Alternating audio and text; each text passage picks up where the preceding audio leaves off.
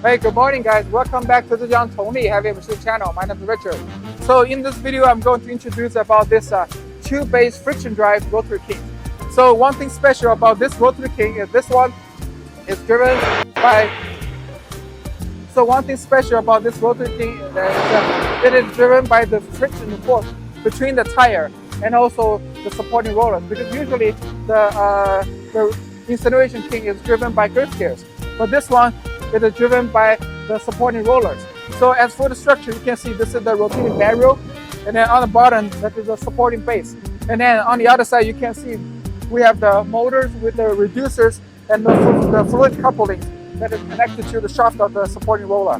So the advantages of this type of incineration rotary kiln is it saves the construction cost, and it does not need theoretical axis alignment. And then we have the thrust roller to keep it in place to achieve the automatic aligning.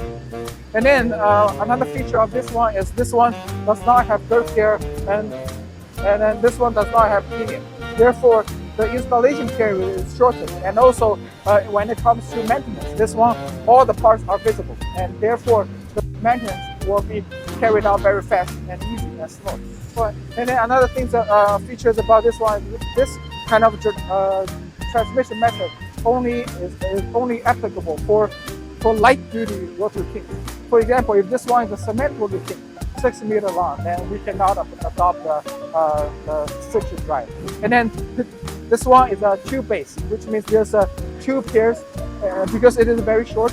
But usually, when this rotary kiln is very long, we adopt 3 pairs. For example, cement rotary kiln, we have 3 pairs. We have 3 sets of supporting devices.